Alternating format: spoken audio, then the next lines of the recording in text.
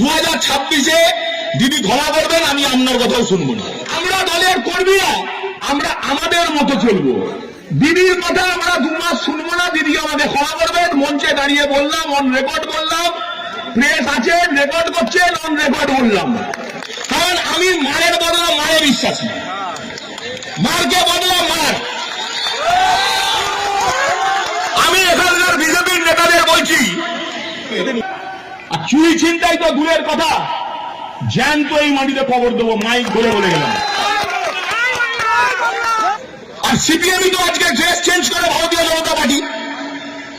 আপনারা মিটিং করুন, মিছিল করুন, আমার কোনো বাধা নেই, কিন্তু বিহার ইউপি থেকে নেতা নিয়ে এসে বাংলার বুকে ষড়যন্ত্র করবেন, চক্রান্ত করবেন, আর বিহার ইউপিতে বাংলায় কথা বলার জন্য মধ্য হবে।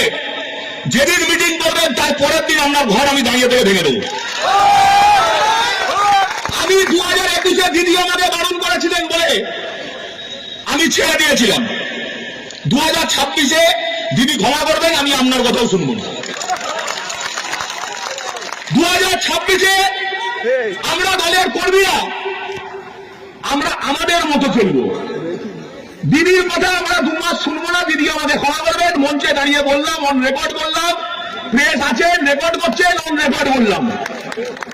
তার কারণ বারের একটা সীমা আছে, নোংরামির একটা সীমা আছে।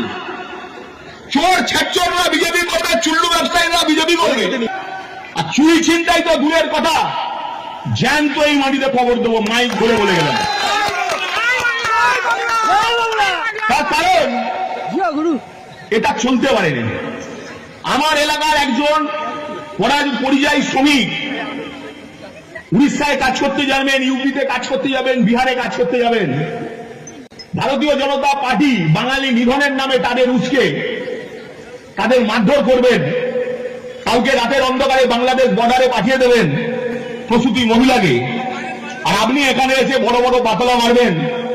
ভুলে যাবেন না, বাঙালিতে কিন্তু একজন জন্মেছিল, তার নাম নেতাজি সুভাষচন্দ্র বসু। এটা মাথায় রেখে এরপর থেকে বাংলায় আসবেন। এই বাংলায় কিন্তু বাঘাযতীন জন্মগ্রহণ করেছিলেন, এই বাংলায় কিন্তু ক্ষুদিরাম বসু জন্মগ্রহণ করেছিলেন। এই বাংলা আর বসে বসে মার খাবে না, মার্কা বদলা মার আগামী দিন হবে। আমরা এখানে কোনো বিহারি ইউপির পরিযায়ী শ্রমিককে মারবো না, তার কারণ তাদের কোনো দোষ নেই, তারা রুটি রুজির জন্য কাজ করতে এসছে। আমরা ভারতীয় জনতা পার্টির মতো চামার নয়। কিন্তু যারা উস্কে ওখানে উস্কানি দিয়ে বাঙালিকে নিধন যজ্ঞ চালাচ্ছেন, আর তাদেরকে এখানকার কিছু বিজেপির ভুইফোড় নেতা ডেকে নিয়ে আসবেন। আগে ঘরশত্রু বিভীষণকে নিকাশ করব, তারপর বাকিটা বুঝবো। নিজেরা মিছিল মিটিং করুন, ভারতীয় জনতা পার্টির ঝান্ডা লাগিয়ে, আমার কিছু বলার নেই। আপনারা করতেই পারেন, গণতান্ত্রিক দেশে আপনার অধিকার এটা করার, আমি সেই অধিকারে হস্তক্ষেপ করব না। কিন্তু যখন ইউপি বিহার থেকে নেতা নিয়ে এসে এখানে উত্তপ্ত করতে চাইবেন, আর সেটা আমার বাঙালি সেন্টিমেন্টের ব্যাপার, সেই বাঙালি সেন্টিমেন্ট থেকে যে উত্তর দেওয়ার আগামী দিন পেয়ে যাবেন। আমি আশা করব আপনাদের শুভ বুদ্ধি জাগ্রত হবে, আপনাদের নেতাদের জাগ্রত হবে, আপনারাও ভালো থাকবেন, আর আমাদেরও মাথা ঠান্ডা রাখার সুযোগ করে দেবেন। গত নির্বাচনে এই আমতা কেন্দ্র থেকে সুকান্ত জিতেছিল 26,000 ভোটে। আপনারা যদি বিধানসভা কেন্দ্র থেকে 26,000 ভোটও কেটে নেন, সুকান্ত এই বিধানসভা কেন্দ্র থেকে 30,000-এর বেশি ভোটে আগামী নির্বাচনে জিতবে।